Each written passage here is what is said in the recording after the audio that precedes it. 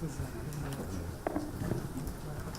presentation by Hamada, Suemasu, Koyama, Ueda, and Noguchi on fatigue crack propagation and the cyclic mode 2 loading. Please. Thank you, Mr. Chairman. My name is Shigeru Hamada from Kyushu University, Japan. Today, my topic is re-examination of fatigue crack propagation mechanism under cyclic mode 2 loading. I'm talking about mode 2 fatigue crack growth. The main target of the machine is the loading contact fatigue. This is an example of the schematic diagram of the loading contact machine, and there exists plastic flow on beneath the surface, and the fatigue crack propagates along with this plastic flow. Then usually we call this fatigue crack propagate and failure called loading contact fatigue. And the crack propagate we call shear mode crack or mode 2 fatigue crack. But mode 1 and mode 2, talking about, it indicates crack tip deformation mode. This may be the first showing the growth in 1965, mode 1 to 3, and this is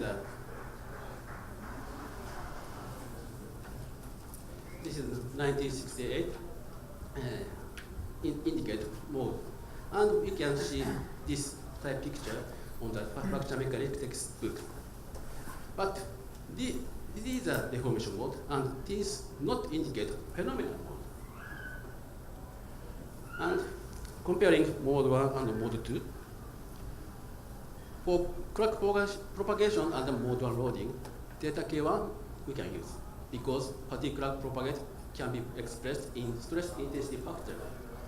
And DADN can be used for mode 1 because crack propagate once per 1 loading. We know these facts and we can use these parameters. But for mode 2 fatigue crack propagation, we don't know it can be used for mode 2 crack propagation, delta K2, and DADN because we don't know the DADN, the fatigue crack propagate once per 1 loading or not for under mode 2 loading. So, objective of this study is re-examination of fatigue crack propagation mechanism under cyclic mode 1 and mode 2 loading. And then, in order to elucidate fatigue crack propagation mechanism under mode 2 loading, we developed new mode 2 loading fatigue test and proposed novel fatigue crack propagation mechanism under mode 2 cyclic loading. But first, we consider the phenomena at the crack tip under mode under loading. This is an example of mode 1 loading, and fatigue crack propagate like this. At that time,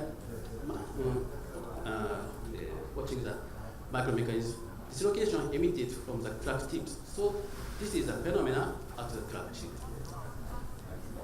At the crack tip, dislocation emitted, and the fatigue crack propagates due to the coast slip. Then we call this type fatigue crack propagation called coast slip type fatigue crack propagation, CSFCG. But also under mode 2 loading, we can see on some article crack propagate like this under shear stress, cyclic shear stress. And micromechanically, the crack, the dislocation emitted from the crack tip like this, and crack propagate like this. So the loading mode is different, but the phenomena is the same. And the key point of this phenomena is, I think, the new slip friend slip. This is a very famous figure by Neumann in 1969. The point is crack dislocation initiates in the here and slip, but soon the dislocation by the backstress of the dislocation from this the dislocation can be emitted. Then another slip, then another slip. So by processing this process, the fatigue crack can propagate by slipping new slip. But concerning about the mode 2 loading, is the dislocation emitted from the crack tip in this direction. Then soon the dislocation can't be emitted because the backstress of this dislocation. So there is a limitation for dislocation emission under cyclic mode 2 loading like this.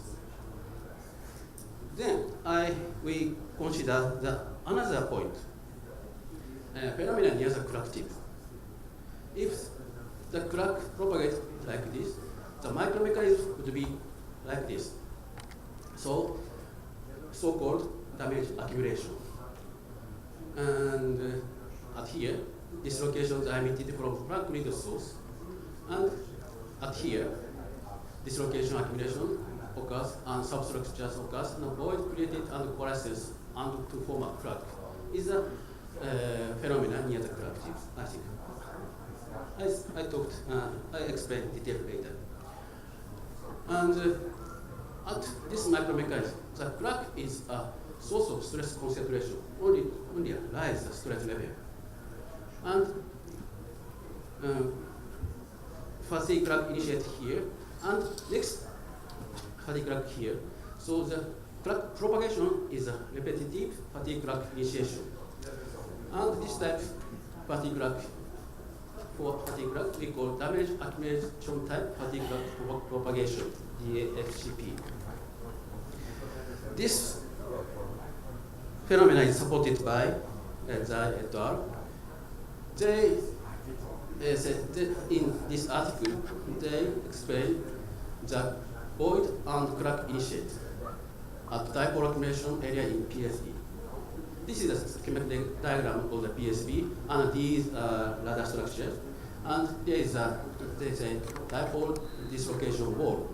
And the dipole accumulation area, crack initiate, and they say. So I think this is a good model to support the damage accumulation fatigue crack propagation model. The difference of these two types, the great difference between these whether the same phenomenon occurs for each cyclic loading. For this type, the crack propagates once per one loading. So the same phenomenon occurs every time. But for this type, damage should be accumulated. So for this, not same phenomenon occurs for each cycle loading. And the ADN concept is valid for this type, but not invalid. It's invalid for this type. And the concept is valid, but maybe not invalid. And plasticity in this crack closure concept is valid, but it's not invalid for this propagation. And for example, work hardening effect is positive for this type because hardness improvement by work hardening, but negative for this type because some damage accumulated by work hardening. And I will explain the phenomenon again. CSFC under mode 2 loading. The loading is like this, but the shear stress can be converted to like this by the stress conversion tends to the nominal stress. And watching at the crack tip, the dislocation emitted like this direction, and crack propagate in this red direction. And the crack growth mechanism is like alternative cause slip and crack propagate this direction. And finally, fatigue crack morphologies become like this. And under some conditions, the crack kinked because of the compression stress or some material inhomogeneously. The crack propagates like this, and finally, the fatigue crack morphology becomes like this. This red crack is look like more fatigue crack parallel to the initial crack and the shear stress direction, but microscopically, the same as the so-called mode 1 crack, I think. And this is the DAFCP type fatigue crack growth under mode 2 loading. The loading is like this, and damage accumulation on the near the crack tip like this, and crack initiate in this area. And next, at this point, crack damage accumulated and crack initiated. And finally, fatigue crack morphology is like this. This is, I think, the DFCP under mode 2 loading.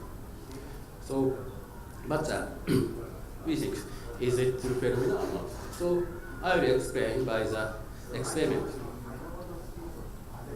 to develop a new fatigue crack propagation test, and I'll show you.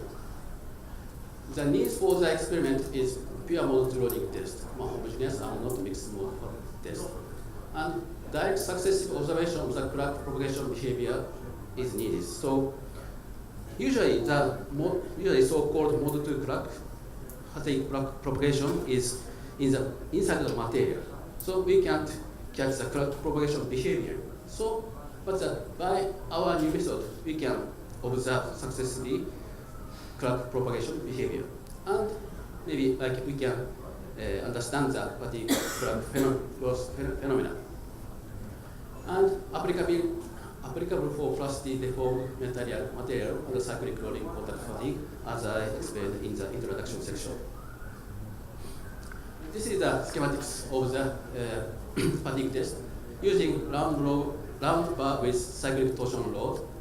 And at here, we prepared a thin film with pre-crack. Pre-crack is made by FI, focus ion beam. And add here this specimen on this load. And apply the cyclic torsion load. Then we can apply this fatigue test. We can do fatigue test. For the homogeneous loading, thin film specimen is prepared. The thickness is this time is 30 micron.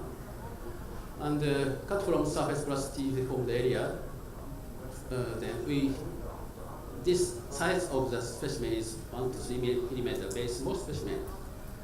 And we check the test method by using the stainless steel called roll film specimen.